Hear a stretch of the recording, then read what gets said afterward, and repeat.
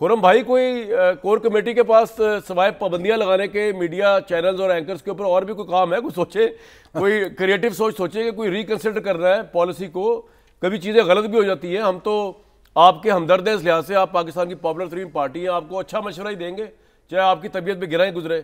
कुछ सोचा है कुछ डायरेक्शन चेंज की जाए, या ये वाली डायरेक्शन है जो मैं ज़रा लोगों को सुनवा दूँ? आपको भी असद कैसर साहब फरमा रहे हैं जी, सुनवाएं। खुरम भाई, ये सियासत आपने करके देख ली, क्यों भट्टी साहब आप मुझसे एग्री कर रहे हैं? ये सियासत इन्होंने करके देख ली, उसके बाद ये हुआ कि आप जीत के भी नहीं जीत सके। तो सर अब कुछ रिकंसिडरेशन सोचिए, यही करनी है कन्फ्रंटेशन। कामरान शाहिद साहब बहुत शुक्रिया, थैंक यू सो मच। हम जीत के भी जीते हुए इंशाअल्लाह ताला अल्लाह के फजल से, और आइंदा भी जीतेंगे इंशाअल्लाह। जो आपने बात फरमाई फ़ौज के हवाले से, जो आप बात कर रहे थे लड़ाई की, हमारी कोई फ़ौज से लड़ाई नहीं है। और इलेक्शन कमीशन की जो आपने बात फरमाई असद कैसर साहब के बयान के हवाले से, तो आपने इलेक्शन कमीशन का रोल देखा कि इलेक्शन कमीशन को करना क्या, और आज तक इलेक्शन कमीशन करता क्या आया? क्या इलेक्शन कमीशन ने वक्त पे इलेक्शन करवाए? क्या इलेक्शन कमीशन ने साफ शफाफ इलेक्शन करवाए? और अभी क्या हो रहा है कामरान भाई, अभी क्या हो रहा है? आप देखें, मैंने पहले भी बात की है, NA 154 फराज भाई, उसका हल्का जीता हुआ हार गया ना।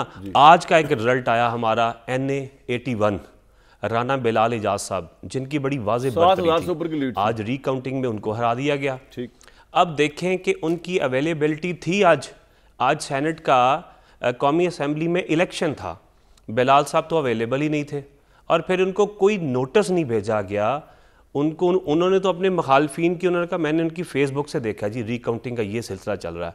अच्छा, फिर आगे आ जाए एहसान विरक साहब NA 71, उनकी भी रिकाउंटिंग का वो चल रहा है मामला। तो ये क्या आप समझते हैं या लोग समझते हैं? कामरान शाहिद साहब, आप फैसला नहीं करेंगे, मैं यहाँ बैठ के फैसला नहीं करूँगा, फैसला पब्लिक करेंगी। पब्लिक देख रही है, पब्लिक ने पूरे पाकिस्तान को देखा, सारी पब्लिक एक तरफ खड़ी हुई है और ये कुछ लोग एक तरफ खड़े हुए हैं। हमारी इलेक्शन कमीशन से गुजारती दुश्मनी थोड़ी है, अनाज थोड़ी है। हमने तो हमेशा लॉ की बात की है। भाई, मैं आपको अर्जी कर रहा हूं, मैं आपसे एग्री करता हूं, लेकिन आधा एग्री करता हूं, आधा डिसएग्री करता हूं। बात यह है कि मैं आपसे एग्री करता हूं कि आप जीते हैं, मतलब अगर आप धांधली वाला एलिमेंट अभी निकाल भी दें एक लम्हे के लिए तो आप फिर भी जीते हैं। आपकी सिंगल लार्ज 91 आपकी मेजॉरिटी थी। मैं आपको ये कह रहा हूं कि उसके बावजूद आप देखें कि वो जीत भी काफ़ी नहीं है। अगर आप यकीन करें 140 भी ले आते हैं ना, तब भी हुकूमत आपको नहीं आप नहीं बना पाते, क्योंकि पाकिस्तान की ग्राउंड रियलिटीज़ में सिर्फ जीतना काफ़ी नहीं है। सर, मैं ये कह रहा हूँ आपसे, क्यों नहीं काफ़ी? यही तो बात है, ये क्वेश्चन असल में क्या ये काफ़ी नहीं है कि अवाम जिसके साथ खड़ी हो, अवाम जिसको मैंडेट दें, अवाम जिसका चुनाव करें, अवाम जिसका इंतखाब करें, तो सही बात है, उसको हक हासिल नहीं है? हमारा आइन और कानून क्या कहता है? तो हमें तो आइन पे चलना है, हमें तो कानून पे चलना है, हमें तो रूल ऑफ लॉ, कानून की हुक्मरानी चाहिए पाकिस्तान में, हमें तो और कुछ नहीं चाहिए। अगर आप समझते हैं कि कुछ और है तो उसके बारे में आप वजाहत करें। सर, और ये है कि पाकिस्तान की ग्राउंड रियलिटी से मुख्तलिफ है। हम जानते हैं, आपने भी देखा 2018 में आप बेनिफिशरी जिस वक्त थे, तो उस वक्त ये सारी अपोजिशन जो थी जेलों में थी। उस वक्त भी रूल ऑफ लॉ नहीं था, उस वक्त भी RTS के मसाइल थे, उस वक्त भी इलेक्शन के मसाइल थे। अब आप बेनिफिशरी नहीं है, मोहसिन शाह राजा साहब की हुकूमत जो है वो बेनिफिशरी है। उस वक्त आप सिलेक्टेड कहलाया जाया करते थे, अब ये कठपुतली कहलाए जाते। इनके अपने MNS जो है आके कह रहे हैं हमारे प्रोग्रामों में, ये तो हमें तो चले, इन्होंने जो ताना दिया ये खुद क्या है? रिजेक्टेड, ये तो रिजेक्टेड हैं, अवाम ने रिजेक्ट किया हुआ इनको। 16-17 सीट्स इनकी सारी बनती हैं ले दे के।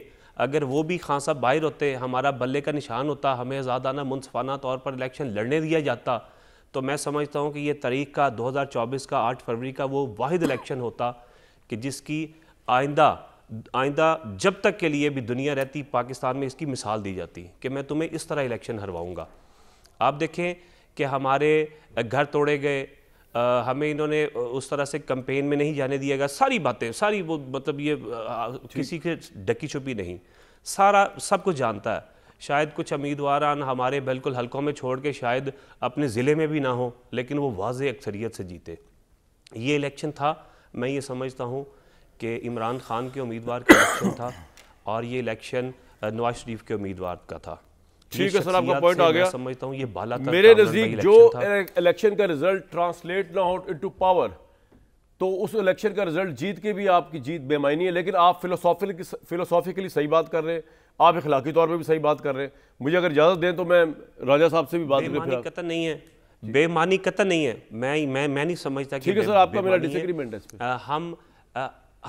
हम एतमानान से बैठे हुए हैं, हम खुशी से बैठे हुए हैं। एतमानान एक बहुत बड़ा वर्ड है और हमारे साथ वो मुरझाए हुए चेहरों के साथ बैठे होते हैं जिनको कि ना कोई मतलब अवाम का मैंडेट है। बिल्कुल ठीक है जी। और सारा पाकिस्तान जानता है कि वो फॉर्म 47 वाले हैं। ठीक है।